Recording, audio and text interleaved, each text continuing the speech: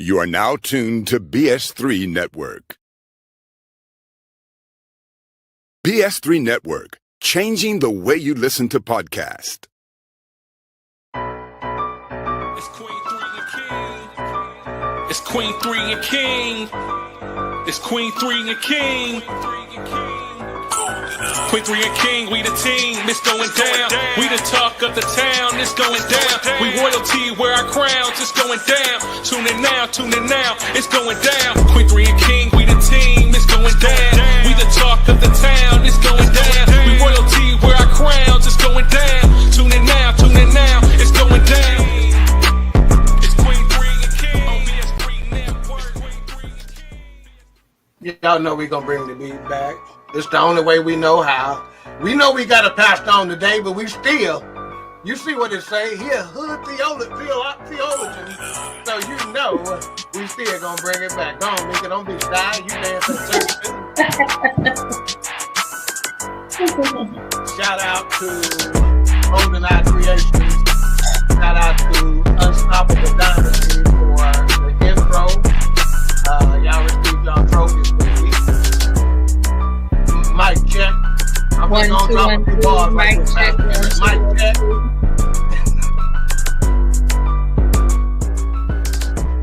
Y'all got me ready to drop a hot 16 up in here, man.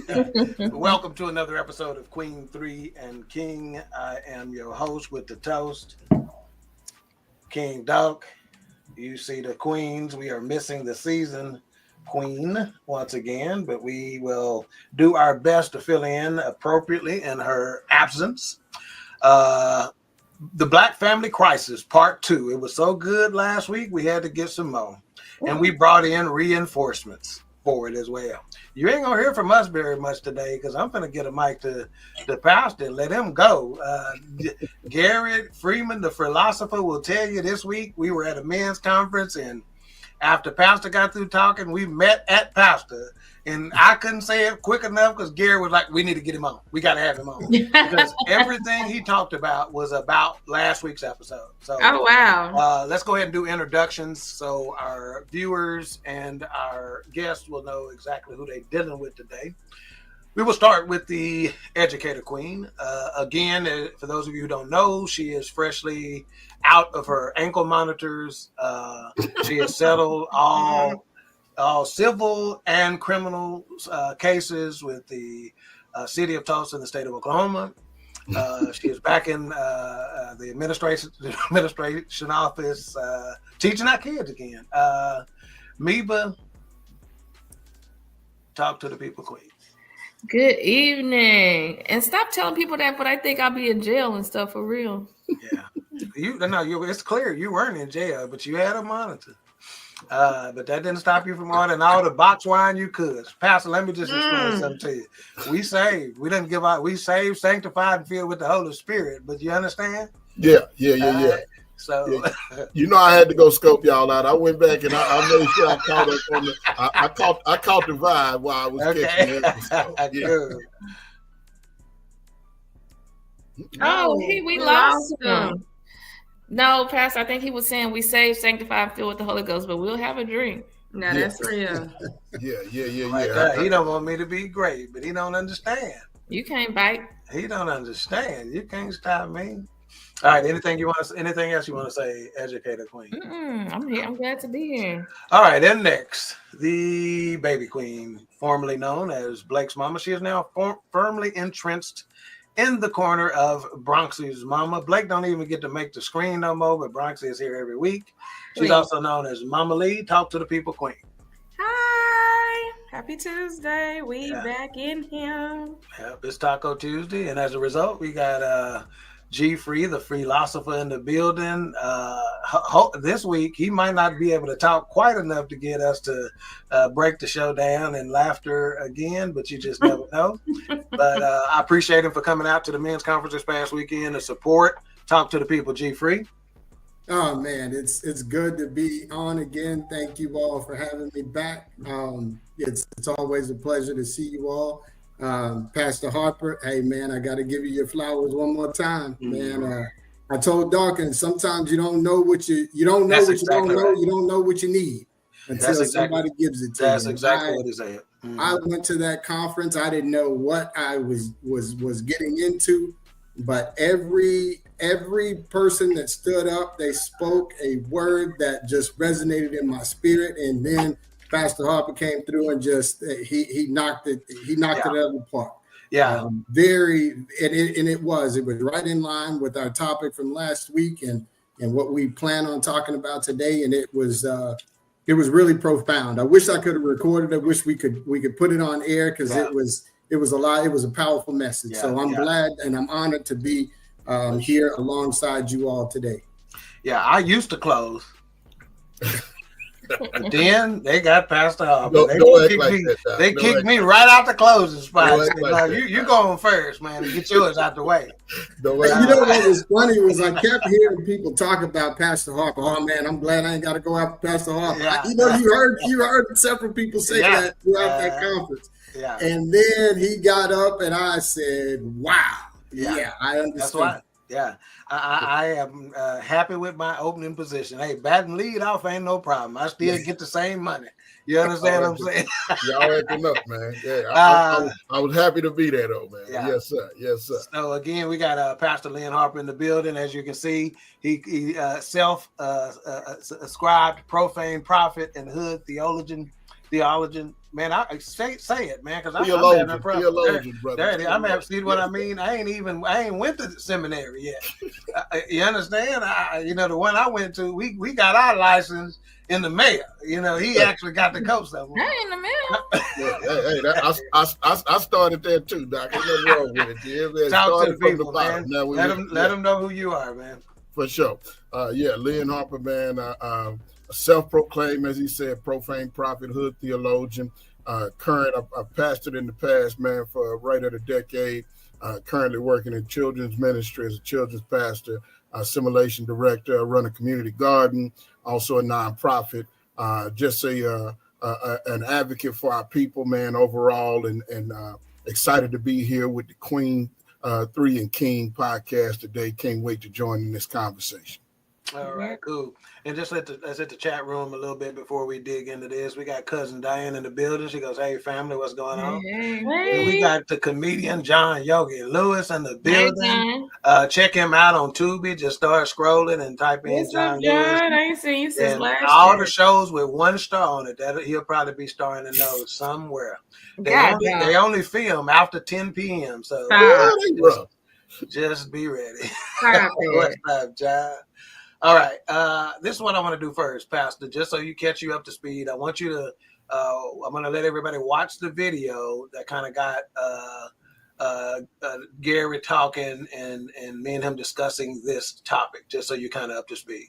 There's a talk I give on the 5 biggest challenges Black people have for the next 100 years. The number 1 challenge is the existential crisis of the Black family. The existential crisis of the Black family. Marriage in our culture is down to 34%. When we were growing up, it was 85%. It's now down to 34%. 71% of our sisters are not married. 29% will never get married. 63% of our brothers are not married. 30% of them will never get married. There is no culture in the history of humankind that has risen to maximize their full human potential without family at the center of their culture. This only exists. This is an interesting but negative statistic. This phenomenon of the existential crisis of our family only exists among African American Black people. It does not exist on the continent or anywhere else in the diaspora. So there must be something in the water. We must fix this. It is a lot easier said than done because it is impacting our wealth. Quick statistics. For 350 years, household median income was dominated by white people. They were number 1 in this country. They no longer are number 1. They're number 3. And there's a reason. All right, Pastor, just give us your thoughts. We've already kind of commented on that. Just wherever your thoughts take you after seeing that video. Yeah, I've heard the clip before, and it's one of those that I've studied. And something he said at the end of it. He said it's unique to African Americans here in America, not those across the diaspora, and he said something's in the water. That there is an infection that's much larger than what we're analyzing. And as you know, that was part of my whole thing. You don't measure it, you can't move it. And so part of what I've been doing is studying all of these different intersections of infections, where they come from and how they led us to where we are right now. And so the statement was obviously wrapped around what it looks like for us from an economic standpoint, right? Economic viability and stability through the family. But there are so many different offshoots to that. And I'm looking forward to discussing it. But it reminds me that we're infected, and that this space is a direct contributor to the infection that's going on in our community. Let me put it like this. When he said this past Saturday, talked about the infection that we've passed down through generations. Yeah. And if you don't measure it, you can't move it. Well, part of measuring it is having the conversation, right? Yes, you know, so look at her. If you don't measure it, you can't move it. And we had the measurements. He talked about the statistics. Marriage is at 34%. We were growing up, it was 85. 71% of our women aren't married. That means single parent households. 29% will never marry. 63% of our men aren't married. 30% will never marry. It's obviously a problem. Yeah. So and y'all jump in, because again, I'm going to be just throwing the ball over to Pastor Harper. If y'all need to add something from last week, or fresh thoughts, please jump in and add them. And if you want to ask him follow-up questions, please do so. Shout out to the producer, ma'am. I know you're in the building, so if you need us to do something, just run to the chat and let us know. So, in your estimation, what is the biggest challenge that we face as African Americans, Pastor? Ooh, that's multi-layered, following up on that same infection idea. Your man Toby Nwigwe out of Houston, I don't know if y'all know something about Toby. Yes, sir. Toby said, they told me that I should believe I could fly, but nobody told me that they poison the sky. Right. We and when you think about that, I was saying there's so many layers to it. We're thinking about it just economically, but to really talk about the biggest challenges that face the African American family, you got to deal with the ecosystem that creates the life of the African American. We've been systematically poisoned in our community, and there's so many layers to it. It starts with the food that's been going into our bodies for generations, you guys. We're systematically weaker just based on the food that we're eating. You go beyond the food and you go to the education system that we're dealing with. When you look at education in the majority of our cities, especially those that are predominantly brown and black individuals, inner city urban areas, we graduate at best at somewhere near a 30%, 40% clip in these current times, based on the kids that started in 9th grade to the ones that actually make it through their senior year. Go look at any of the major high schools, and you'll see thousands of kids starting when they start in freshman year. Right. But by the time they actually graduate, you see that number down to 600-700 that started from 2000. Well, a 30% graduation rate ain't gonna breed success, but it'd be all right if that was enough. But then you start talking about when we actually go to school, that for our first year success rate, those that make it beyond the first year, then that number is another 30%. So out of the 30% that actually graduated from the freshman class, only 30% of those make it past the freshman year to go beyond. Most of our people are taking our student loans. We're dropping out. We're not finishing school. And so these are foundations of the American dream. I ain't even got in the housing. Go back and look at the systematic redlining that has lowered and devalued our homes and our communities, generational wealth that wasn't passed down. So you got this broken family syndrome. You got broken food that we put in our bodies. You got a broken education system that we're dealing with. And then we got a church that's so busy trying to prove that we still, pillars of the community, that they refuse to not only measure it, but to mourn it. The Bible calls us to lament.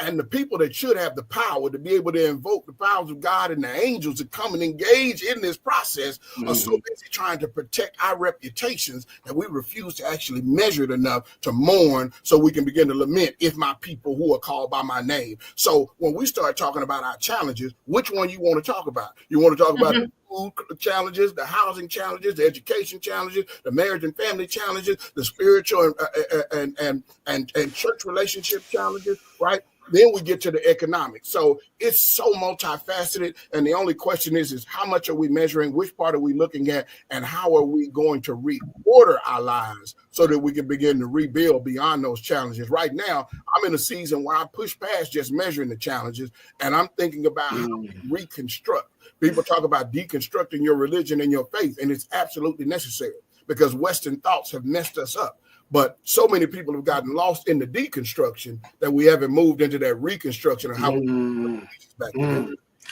Yeah, Mika, Lily, y'all see what I'm talking about? Y'all see why me and Gary raced to this joker at the end of the service. Yeah. And see, now he gonna cause a problem over here because my wife used to send me this song called "The Truth" by NDRE. Yeah. And it says, I love the way he makes me feel. And if I'm a reflection of him, then I must be fly because his light is shines so bright, right? Yeah. But she just texted me and say, damn, he's the truth. No, baby, I'm still the truth. He just he used something else. But she was smart enough to text it. She was smart enough to text it and not put it in the chat, at least. Strong. Let's see. Paul said negative rap music that our kids are listening to daily. Talk to me a little bit about that, Pastor. A lot of people don't understand that Lucifer was the bringer of light, and his job was to play that organ to usher God's presence into the host of angels. So he ain't lost that talent as of yet, right? He ain't lost that gift. Talk to us about the music. He has not only has he not lost the talent, right? So that thing is still there. We know the Bible says he's a prince and power of the air, right? Airwaves. It ain't just the music. It's also the things that we are streaming and the things that we're watching on TV. But if you look directly at the music and tie it into all of the other stuff that I just said, the majority of our people don't recognize that what we've adapted as culture is a direct infection. The way that hip hop has evolved over the last 30 to 40 years was not an accident, y'all. They literally, the private prisons, the A&Rs were directing our individuals away from conscious rap in the early 90s and went away from conscious rap to branded rap. So that's when we first had Nelly, shout out to Nelly, and he just performed, for the, what's the name? I'm just joking. Inauguration. Look, when we go back, we remember stuff like stomping in my Air Force Ones, right? They realized the branding capability and the branding power of hip hop. And you went from simple things like that were in songs to now hip hop commercials during the Super Bowl and during almost anything that you do. They use hip hop to brand almost anything. But when it became a commodity, it stopped being a form of storytelling, which is what it started as. And now we have our capitalistic system determining the direction of hip hop. What does all that mean? When you got these same record label owners that also are the primary investors in the private prison business, then it's not going to be accidental that the things that they are directing the rappers to rap about, and T.I. and a number of other rappers admitted this about 15 or 20 years ago, that they would go in and have a conscious song or something on there, and the A&R people would direct them on what to write about. So we're looking at hip hop that's been socially engineered over the last 20, 30 years for the degradation of our people, and we've gone from EPMD and what's the name? These guys back in the back that were talking about fighting the power and all of this stuff to now the only thing you hear is stick talk, brick talk, and trick talk. Stick talk, brick talk, trick talk. That's all we got. We screwing, right, and we selling drugs, and we become a drug-induced culture, and it becomes so normal that now our children have been degraded by this. And here's where this intersects with the church,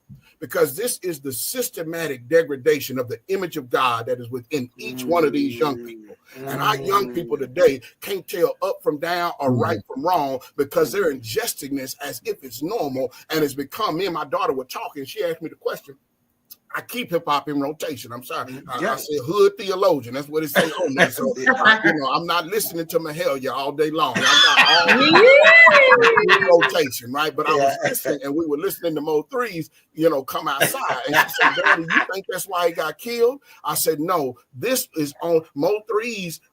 They scared to come outside is only a product of what's been sown into him for generations. He received that. That became the normal. He's repeating it. I said, all of these kids now, whether they actually come from those gangster lifestyles or whether they were those who simply adapted it because it was the standard culture that we had, they've been degraded in the way that they think that that's the only thing that we can do, Doc.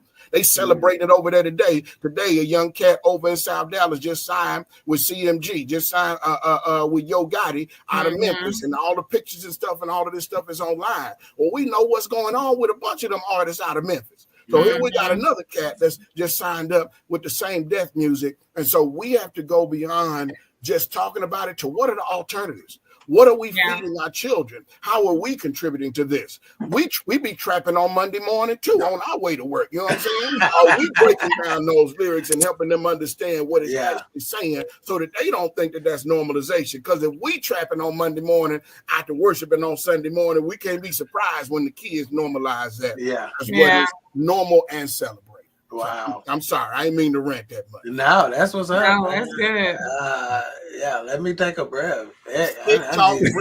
Trick talk. All right, we got just a quick shout out. Theodora Blue Streak Harper in the building. We also got Ben Sutter III, the gentleman who put the BS in BS3. Also, folks listening on the Queen. Also, folks listening on the Queen3 King podcast YouTube channel, folks listening on the BS3 Network YouTube channel, folks listening on my personal Facebook, folks listening on the BS3 Network Facebook, folks listening or watching on the BS3 Network Twitch, and folks listening and watching on the BS3 Network X stream. We sure appreciate you. All right, quick comments. We got Cole Johnson, one of the most talented gentlemen. This is our creative services director for BS3 and host of The Morning Shift with Cole Johnson. Independent lifestyles are considered sexy. Black men or women get sold the you don't need the other ridiculousness. We draw power from one another, yet this is now a 50-year-old issue. Mika, I want you to talk about this. I don't need no man. That's basically what he's talking about. Talk to me about that. When you hear that now, what do you think? I need one. And if you got one, holler at me. I don't buy into that. And luckily I have a good group of friends and people around me who are married and all this stuff who don't believe in that. Now, if to each their own. If you don't want a man, say I don't want a man. But I think need one it's against biblical principles anyway. It's anti-creation. It's not what you were created for, but okay. Right. And he needs you. And he needs you. Yeah, Lord. It was set up that way. As women, we were created to be the helpmate. So I go send them over here if you don't want them, sis. Lily, when you hear that and where we're at right now, I don't need it. I got it. Baby, I definitely don't agree. I need and I want. We'll always need and want. And I think it's one of those things where you get done, like women, they'll get with a little ratchet group that's been done. They bitter. They don't need no man. That's the mantra. We got it, sis. We outside. That's the mentality. When I heard a guy say, he was like, yeah, I went so long with being outside, hanging with my fellas. He was like, then I turn around, I'm 50 years old and I ain't got nobody. Everybody else got somebody. And I'm sitting here and I don't have nobody because I thought that the good thing to do was to play women and to have different women every weekend. But now I'm sitting here lonely. So if you're with that mentality, then sis, I guess you don't need them. But know that it's going to come a time when you desire that. But you don't hear other cultures or races hollering this at all. They actually are grooming their children to come out of college married. Absolutely. Grooming their children to be in relationships, successful marriages and things like that. If you think you're lonely now, He might not be the best example. wait until tonight. G3, talk to me. What you think about that? They saying they don't need him, man. Oh yeah, it's one of those statements that that people say because kind of hurt people. There you go. You know, when you're in that situation, when you've run into some pitfalls in relationships, you've been hurt. So the best thing to do is put up that defense and say, I don't need you. Yeah. And so then that becomes taught to the next. So our grandmothers said it to our mothers. Our mothers are now saying it to the daughters. Our daughters are going to say it to our granddaughters, because it's been passed down. It's that generational trauma that's been passed down. And so again, it's a defense mechanism more so than it is what's really in an individual's heart. Because what's in their heart, every one of those in that group that says that get together and they come to that conclusion that this is what we're going to say, we don't need them. But individually, when you pull them away, they say something totally different. So I think again, addressing that. I love what Pastor said. He said it's the intersection of infection. So getting into that intersection and disrupting that infection. Wow. Love so it. Where it crosses, where that message is really starting to resonate, getting there and in there and disrupting the flow. And saying, oh, wait a minute, before, and that's a mom saying that to a daughter. That's right. Saying, hey, don't say that. Don't say that. That's right. I'm not going to say that. I'm not going to say that about your father. I'm not going to say that because that's another girl that might say that about your brother. That's another girl that may say that about your uncle. Or that's another girl that may say that about your son. So don't go there. Don't teach. Let's break that cycle. Let's talk about what we do need and what the benefits of us being together, what they actually mean to one another. Let's preach that, like you said, and throw out the idea of a pick-me. There is no, we are pick-me's. When we go to the club and got a little short skirt, you picking me, you pick me. You pick me. You saying pick me, and then when somebody wants to say that they're a pick me, now you talking against them. No, everybody wants to be a pick me. That's right. The guys go out and they get the fast cars because they want to be a pick me. They get, they get the big rims, they get the necklaces, the gold teeth. They want to be a pick me. Everybody wants to be a pick me. Let's now own up to it and say, why do I want to be picked? You know what I mean? Why do I want to be picked? What's the benefit of me being picked? So that I can get that soulmate, so that I can live the rest of my life with that person, so that we can be helpmates to one another. That's I think that's the key component of this. One of the things that I also will say is that we have the sometimes if you have options, we can get options. We can get the illusion of options mixed up with what we actually have available. There are some options that are there. You got 3 women that are at your beck and call. But which one is the true option? You think you got 3 wife options, but you really there's only one of them that's really worthwhile. And so if you attack that, if you really put your effort into that one, then you are actually you're actually onto something. But we will forsake the one because we think we have the option amongst the 3. And women do this really a lot. Men don't necessarily have those. They don't really have that same opportunity. But women have guys that are in their DMs all the time. This guy's coming at them at work. This guy's coming at them in the grocery store. This guy's coming at them at the car wash. This guy's coming at them. So you have the illusion that you have options. And so you don't put a lot of effort into the ones that actually matter because you think that you have all of these options. When in actuality, one of them married, one of them gay, he just on the DL, one of them don't work. All of them really ready. They standing in line to slang that thing, but they ain't all really viable options. So therefore, you get away from the idea, the illusion of the options, and actually start and really look at what you actually have available and choose from that and choose to build with that you actually is true and that is available. So that's what I got to say about that. Gary, one of them married and one of them what? Do what? You said one of them married and one of them what? Gay.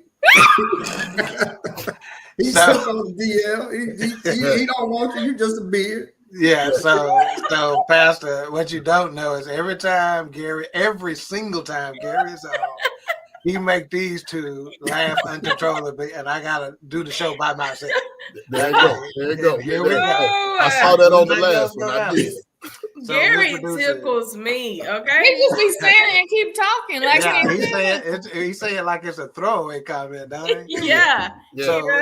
So Pastor, give us your take on I don't need a man, and then we're gonna break for a commercial. Yeah, I love that my brother brought up the 50-year continuum of what we're dealing with, right? But it's actually, if we were to look at it now, we're actually closer to 57 years since the 1968 welfare reforms that made it mandatory that if a woman received assistance, we mentioned that last week, man and not be in the house. I saw where y'all brought that up, and you take those foundations that begin to break the family up. You combine that with mass incarceration that skyrocketed in the next decade under Nixon, and then it continued to escalate under Reagan, and then it blew the top off by the time Biden and Clinton them signed that omnibus bill, right? You look at all of those things combined with the messaging in hip hop that we're talking about. Y'all, last time we're talking about the INDEP,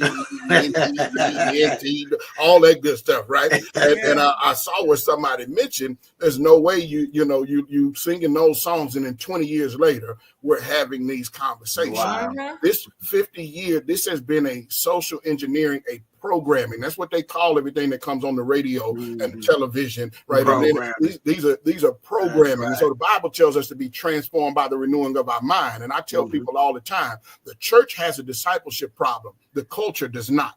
This culture has church has not. The culture has been the discipler. And so when we see the state of marriage and the state of families and the state of what we're dealing with, this black family crisis, this is direct programming from the culture that we're in. And so I tell people, it ain't rocket science. It's so deep, it's shallow. If you look at it and you follow these screens, you can see every last one of them. So it's exactly what it is based on the seeds that they've sown. And so we've got to start asking ourselves, whether we're going to continue to ingest what they feed us or whether we really going to get countercultural and revolutionary about pushing back on a whole bunch of these items that they sowing off into us as seeds and the way we actually allow them to be ingested by our family as well. I just need y'all to look at that one. He said the church has a disciple problem. The culture does not. It does not. God, and I won't argue with me, on that. You hear me? Argue with me on that. Yeah. All right, Mr. Producer, let's do that Mr. Cajun commercial. Welcome to Dallas, home of Mr. Cajun, daiquiris and Cajun food, New Orleans cuisine. Mr. Cajun got the best daiquiris in the city. Yeah, you heard me right, the best daiquiris in the city. With multiple locations. Yeah, it's Mr. Cajun. I'm telling you, he got it all. I'm talking about Burl Crab Legs, oxtail, chicken wings, and real authentic daiquiris. And don't forget about that world famous original gumbo. Yeah, it's Mr. Cajun's Daiquiri, located in Dallas, Texas. And it don't stop there. And Mr. Cajun's got a new location coming soon, opening January 1st, 2025. And coming soon, you're going to love this. The Vibe by Mr. Cajun, summer 2025. Mr. Cajun is taking over Dallas, Texas as the original Mr. Cajun's Daiquiri and Cajun food. So stop by anytime at all locations. It's Mr. Cajun. All right, next Tuesday, 7 p.m. Central Standard Time, exactly 1 week away, Queen3 King will be doing our very first live broadcast, live on location at Mr. Cajun. All right, for every bowl of gumbo you purchase, you're getting a free daiquiri. If you don't want the alcohol in it, give it to Mika, because she wants the alcohol in it. I promise you that. Next week, please show up. I promise you, you don't want to miss an opportunity. We'll be taking selfies. You can take selfies with the Educator Queen and her box wine. Bronxy might be in the building. You can take pictures with the baby queen. The seasoned queen will be in there with all her seasonings. So show up next week. Again, that's at Mr. Cajun in Forney. Next week, Tuesday, 7 p.m. Come in a little early and join us. Before we get to that church question, let's catch up on the comments, Miss Producer. Anytime you're ready. I know your hair is straight over there, but come on now. She said, "Man, you have to add the philosopher on the show full time with this." We be trying. He need his own show. We've been trying to get him his own show for 2 years now. That's my BFF right there, Jeff Gilliard, one of the best cooks in the DF Dub. He said, "Preach, preacher." Jeff, put in there where your food trucks and stuff like that gonna be, and also your podcast and stuff like that. Yeah. Cole Johnson says, "Fully agree. Pastor, 1968 is the year where it started. This is a conversation I've heard with my father, where he talk about post MLK death to me, and I talk about cancerous hip hop to him." Yeah. Mm-hmm. All right. And Cole says, "Congratulations on your location show, Queen3 King family. We appreciate you, sir." Appreciate you. All right. Let's pose this question to Pastor here. Does the church play a role in this issue, the Black family crisis? You kind of touched on it just a touch when you said the church has a disciple problem, but the culture does not. Right. So the family's supposed to be the bedrock, right? The first institution founded by God. Family, God said, what God has joined together, let no man put asunder. So not only is it the bedrock institution founded by God, but it's supposed to be led, guided, and directed by God. Mm-hmm. Does the church play a role in the issue? Yeah, because how is the church investing in marriages? Right. With all the divorces that we're dealing with this movement that where we've gone from 85%, right, of our families being married down to now, what did it say, 34%? Mm-hmm. I want to quote to you some numbers because I told you if you can't measure it, you can't move it, right? Right. I want to show you some numbers. So the numbers say that 72%, and this is according to George Barna, who is a leading researcher in the church, right? George Barna says 72% all churches lack a substantive marriage ministry. 72%. Wow. 85% of churches report spending 0% on the ministry of marriage inside the church. 85%. $0. So even if I got a ministry, I ain't got no money for it. Y'all got to come up with y'all own stuff, right? Yeah. The majority of these people are struggling with relationships and family dynamics, and you telling me this ain't an area where the church, who's built on the number one institution, the first thing that was founded by God, and that ain't where we're spending our money, and we actually the church the church is directly responsible. Yeah. And what we're afraid to do, like you said last week, we scared. That's right. These are messy issues. Yeah. Right? This ain't easy. This ain't no cotton candy, get up there, preach a sermon and ask them for an offering stuff. Yeah. This is a walk with the people. This is messy discipleship. This is meeting them in the middle. This is dealing with the crises. This is dealing with the attitudes and the dysfunctions and the things that they bring over from their families and the things that they didn't know, what their mama and daddies didn't teach them. This is you helping them be conformed to the image of Christ so that that husband can be a better husband and that wife can be a better wife. And those things, that takes the older women teaching the younger women, not talking about them because of what they didn't come up in there already knowing. God, talk about it. Congregational care of the one another's. There were so many things he called us to do with one another, but it called for a loving, humility, graceful relationship where we walk with people and we didn't do it in judgment, but where we did it with the same grace that God has given me, I now give to you. And so without that, like I say, not only is the church, they're directly responsible. This is God's institution. If God's institution is suffering, then God's church has to have something to do with it, Doc. Yeah. Wow. Don't ask me to answer that question. It don't need to be. You know. Jeff said this dope cooking show Tuesdays at 5:30, so make sure you check him out on BS3 Network. Yeah. Get your little swallow of water. So he said not only does the church play a role in the issue, he says it's directly responsible. And yes, I am. I swear, I'm gonna tell you what the problem is. My mouth a little too juicy, Pastor. So sometimes I get a little trickle of spit that I go down the back of your throat. Get your little. We can wait. So you ain't about to pass that on me. Hey, Martin said you got real better Adam's apple. Let's see. Jeff said, there you go. These churches are busy trying to be in and of the world instead of pulling people out the world. Yeah.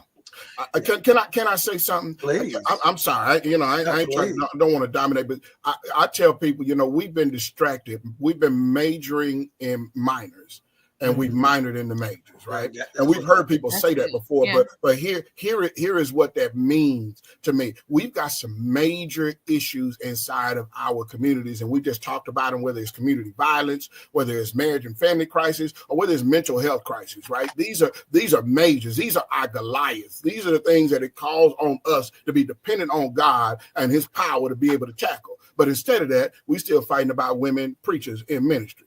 Instead of that, you know what I'm saying? We still fighting culture wars, things that don't directly rebuild the family. And this is where we've decided to put our focus. Why? Because we scared of Goliath.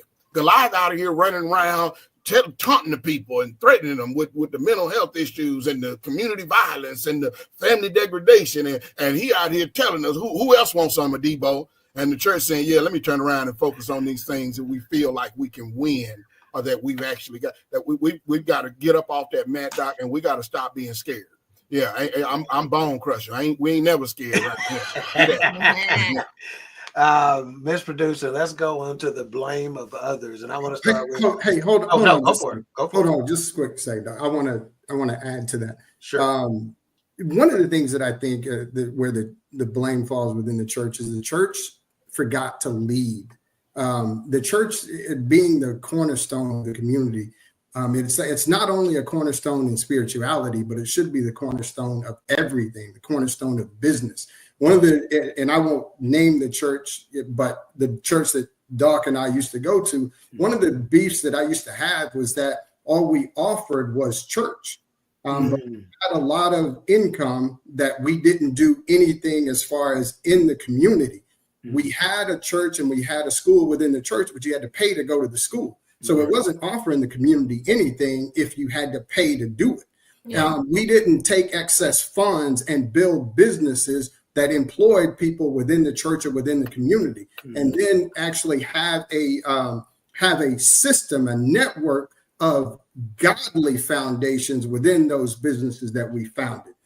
Whether it be a car wash or a washateria or a corner store, we had funds that we could have used to actually influence the community in a number of different ways, but we chose not to do that. And that's my only beef. I don't have a problem with pastors or anybody making money or being rewarded for what they do within the congregation, because in a lot of senses they're leading large congregations, so they should be compensated for that. But if the money is also not being used to do something that's going to perpetuate income in the community, then I think we're missing the mark and why the church is being blessed with those financial blessings in the first place.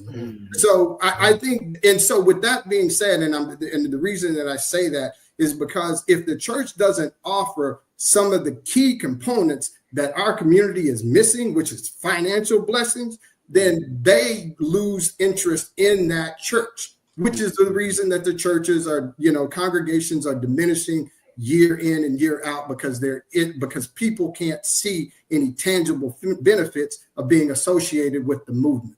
And so I think that's where, in my opinion, that's one of the major points where we're missing the mark in that church world. Yeah, love it. Monique Shunvale in the building. Thank you for the love, ma'am. Gary, 100% right. About 20 years ago, I think the number was every Monday, Black churches were depositing $20 million a week into the bank. And that was 20 years ago. So you can imagine what that number is now, $20 million per week, Black churches. So imagine what you could do with that. Let's see, do we have any? Okay, there we go. Before most of us were born, the church was central to Black life. True. Since then, we have seen the church become more of a center to feed shepherds' egos than being a change agent. Ouch. No argument. All right. Next question. We wanted to, Baby Queen, let's start with you on this. Are we blaming others for this critical issue when we should be looking internally? In other words, the Black family crisis. Are we blaming others, or are we properly looking internally? We're definitely not looking internally. We are quick to blame others. That's the easy way out. You don't have to talk about what you're doing wrong. You can just place the blame on somebody else. So we are definitely not looking internally at this issue. Educated Queen. No, we're not looking internally, because if we looked internally, because once you know better, you do better. We would have to correct ourselves and have to make some changes. So we look at everybody but ourselves, because I don't think we're ready to make the change. Okay. G3, are we looking internally enough, or are we spending too much of the focus on blame? Yeah, we got bamboozled in I think somebody listed it as 68 when the welfare program was launched in 68 and it carried over. We got bamboozled into that, up through the 70s, up to the 80s, when we actually realized what the issue was in the 80s, but we didn't reverse course. So we are the problem. It's, if you fool me once, shame on you. Fool me twice, shame on me. At this point, at this point, you don't have to. These were crutches. Food stamps, there was a crutch. Section 8, there was a crutch. Yeah. But we took it as we were paralyzed. No, we just had a broken leg that we needed to mend. That's what's up. We just needed to, be lifted off that leg for a little bit, or that pressure taken off that leg for a little bit. But we took it as if we were paralyzed. And so since we were paralyzed, we never decided to walk again. We just laid on it. And so for the last 40 years, the last 50 years, we've been laying on that crutch instead of getting up and walking and just not taking advantage of some of the opportunities that we had. Yeah. So, I don't think we look far enough into that. I don't think we look at it internally. We're not looking at that internally well enough. But once we start doing that and then take accountability for it, that's when we can say, nigga, go to work. Go to work, or just get up off your butt and go do it. And going to work, I mean going to work in all aspects of your life. Right. Understanding that a fast buck is only a fast buck, and a fast buck don't last long. We can go out and we can sell dope, and I hate to hear people say, well, I didn't have any other opportunities. Well, McDonald's is always higher. You ain't gonna make a whole lot of money to start off with, but at least you can get some skills that then will translate into a higher paying job down the road. But you have to be disciplined enough to start somewhere, and not saying that I'm going to go here and choose this lifestyle and then be stuck in that perpetual system, that industrial prison complex that then takes you away from your family, that then again perpetuates that state of poverty that leaves that lady on welfare because you made that decision. So we've got to understand those cycles and understand that we've got to step away from those cycles and break that chain or break the wheel in order to move forward. But it takes that introspect and that coaching one another in the midst of that intersection to do that. Yeah. Pastor, you said sticks. What else? What'd you say? Sticks and what? Stick talk, brick talk, and trick talk.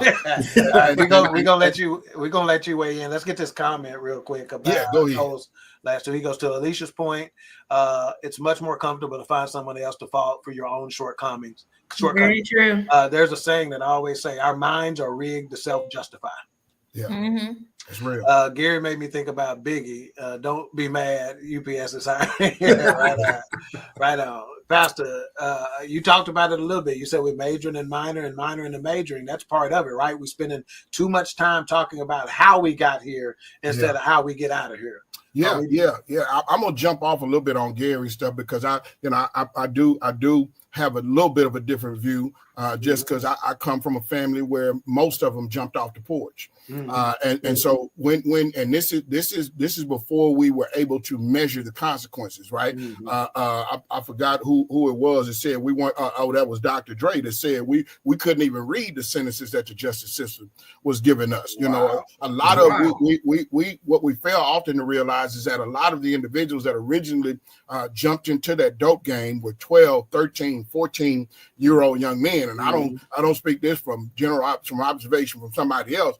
You know, inside of my family over the last 40 years, we've been sentenced to over 1,000 years in print. No, say that again, Pastor. Say that again. Out of my family over the last 40 years, when added up, for everything from murder to drug cases to armed robbery to assault, everything. So my people were the ones who chose it, and they were repeating Too Short. They were saying, "Peep the game and don't be like Calvin. Do not go to McDonald's."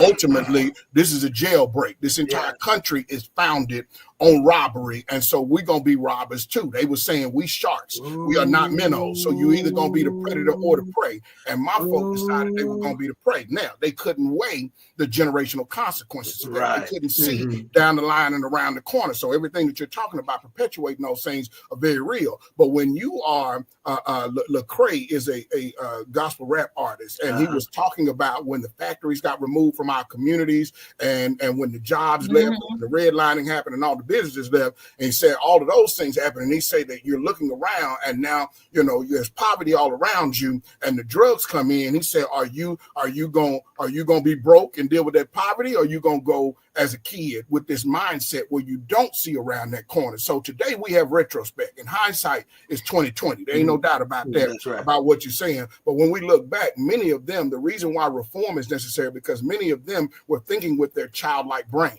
And they weren't only thinking with a childlike brain, they were thinking with a lizard brain, because it was violence and death that was going on all around them. I was on cuts from the time that I was 5, 10, 15 years old. We were shooting dice in alleys and all this kind of stuff. And so it was only the grace of God and his miracle plan that drew me out of that and didn't end up with me being in that same prison sentence. So we've got to be able to measure that with some sympathy and some empathy, and at the same time say, okay, it's time to reevaluate. We need to look at these things, measure what we've seen. We've took enough losses. If this is war, and many of them were our warriors, that's why they refused to bow down. These were runaway slaves. That's the mentality that they had. I'm not going to bow. So, but if these warriors have now taken wounds and been mass casualties for the last 40, 50 years, then we've got to have a conversation on how they can rebuild with power and with economic power, where they can be able to understand us. And I believe that the Bible is a great place to start for this. I've worked with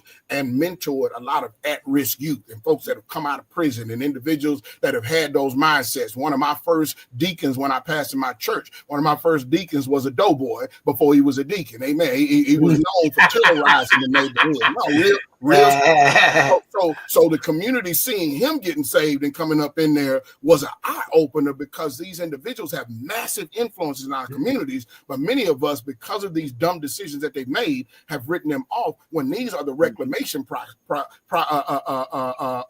the reclamation projects that can actually help us to turn the community around. But we're going to have to come with something more than hopes and dreams. There are systems and ways to rebuild. I was telling them at the conference on Saturday, and I'm trying not to be too long, that I was about to leave ministry, and I was finna start me a weed farm just so I could put these brothers back to work, so that they could actually have living wages when they came home, because the very same government that sent us to jail for selling the weed is now giving billions of dollars away legally, and the people that should be allowed to be in those fields are not allowed to be off in them. And so the very thing that they naturally gifted and good at, they can't get in the middle of that. So we've got to think about ways where re-entry becomes a very real thing, rebuilding. What does it look like to send some of these individuals through trade schools so that they become those who now help rebuild our communities in all the ways that they're broken down? There are ways that we can reimagine, rebuild, and all of these things that come along with it. And you're right, all of the things that we need to be looking at are internal. They are not external. This ain't got nothing to do with a white man no more. It's mind control and mind slavery, and we're stuck in the middle of cycles of defeat. So as soon as we decide to get up off that mat, there's a power in us that is unstoppable. Yeah. Let's get these comments. Okay. He said, we got Mayhem first. I said, hello, everyone. What's up? Mayhem. Brother Wilkes, we appreciate you for coming out too Saturday. Cole Johnson said, doggone, Pastor, how'd you jump into scenarios I witnessed when I was in grade school? I heard many cats say, America stole, killed, and destroyed. I'm only the son of America. You hear me? That's my people mindset. All right. This is how I want to finish this up, man. I want to go into...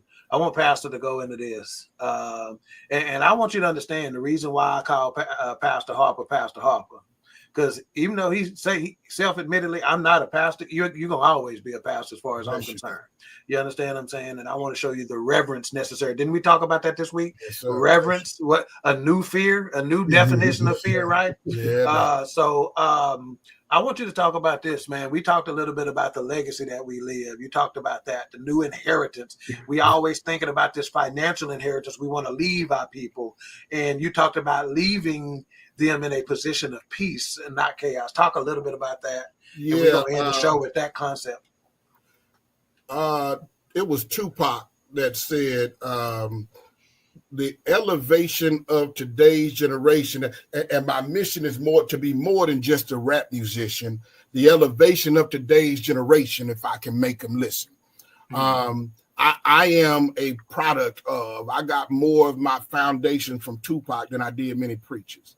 I just want to be real with you. I've gotten a lot from preachers and had a lot of that. But when I was coming up, what had me hoping was Tupac telling me keep my head up and thinking about things like this song and these verses right here. And here is what the new inheritance, new legacy from a position of peace and not chaos looks like. We have been responding to trauma for 406 years. Y'all listen to this. This is the 406 years.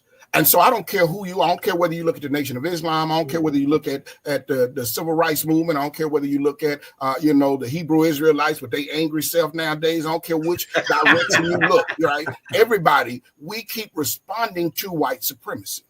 But what does it look like as those who are image bearers, who God designed to have sovereignty and dominion, to begin to teach, to train, to grow our children, to observe the principles and the methods of God apart from responding to white supremacy and an overseer that no longer is over us with a whip? These are mental whips and chains, you guys. So our new legacy is to heal and to allow ourselves the freedom to process from peace so that our children and our grandchildren, so that little Bronxy and those that come after them don't even have to consider what it looks like to have to respond to all of these issues that we still stressing and struggling about. I started a community garden last year, and this year we're in expansion. That weed farm you were talking about? No. Okay. The Lord slowed me down on all that. He said, "I have need of thee." That ain't where you're supposed to be at. Hey, maybe I have to retire. Yeah. This is a literal farm, because here's why. One of the first things I talked about was the infection in our eating. Right. And if you combine the infection in our eating, the chronic diseases, all these illnesses that we're dealing with, all this, we still have a slave diet, but we do not have a slave work ethic.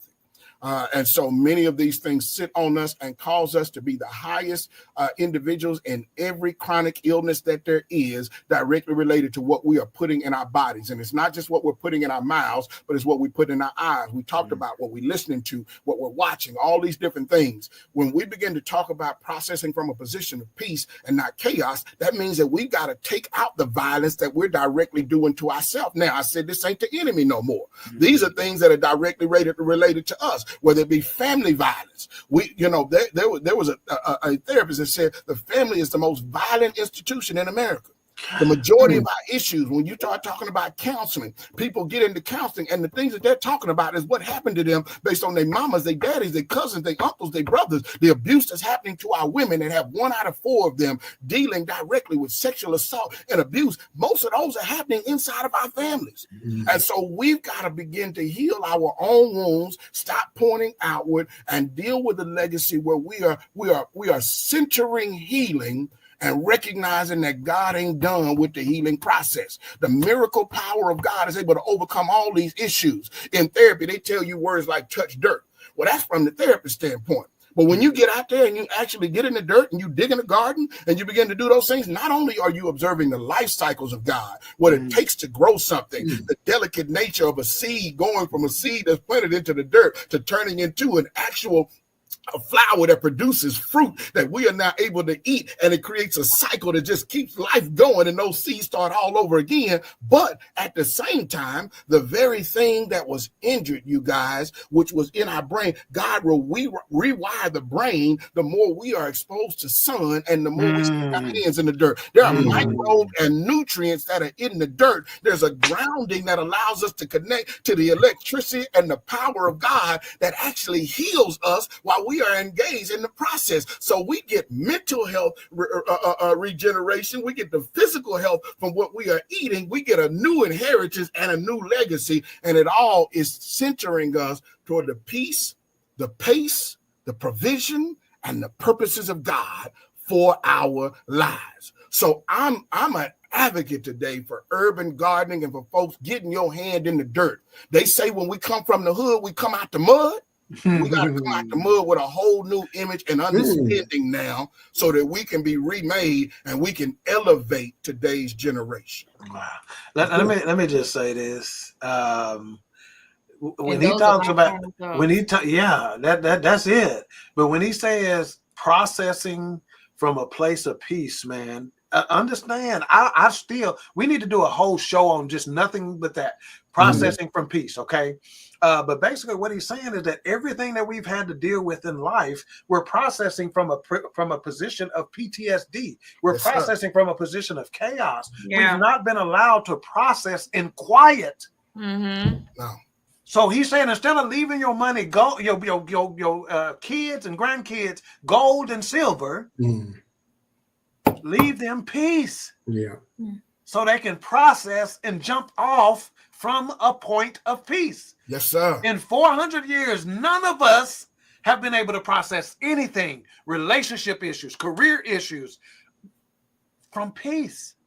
We've had to process it with a monkey on our back called PTSD, called abuse, called chaos. Processing from peace. When I say we need to do a whole show on that, the difference between what we've had to do and what we need to do. Yeah, Lord. That's real. Let me say this.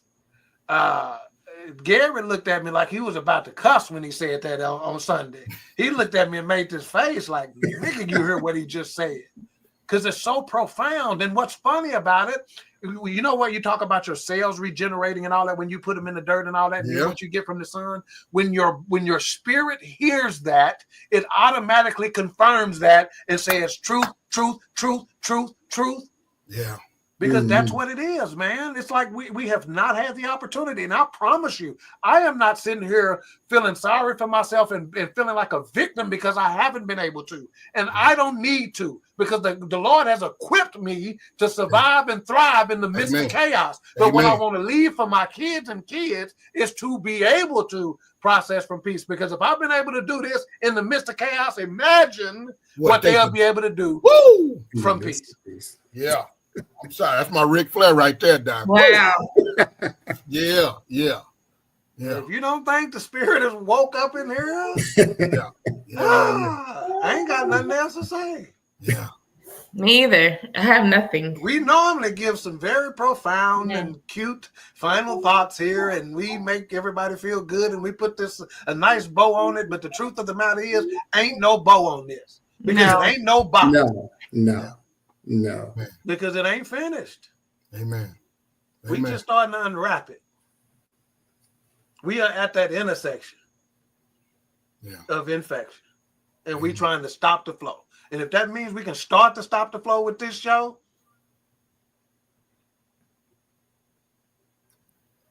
amen. Yeah, I'm quiet on purpose.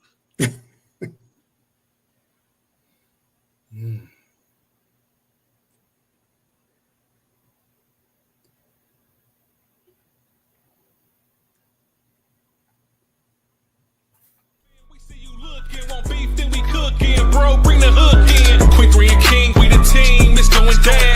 We the talk of the town, it's going down. We royalty, wear our crowns, it's going down. Tune in now, it's going down. It's going down, we just hit you with enough.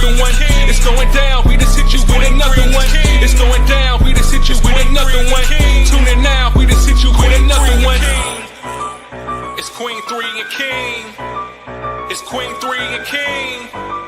It's Queen 3 and King. It's Queen 3 and King.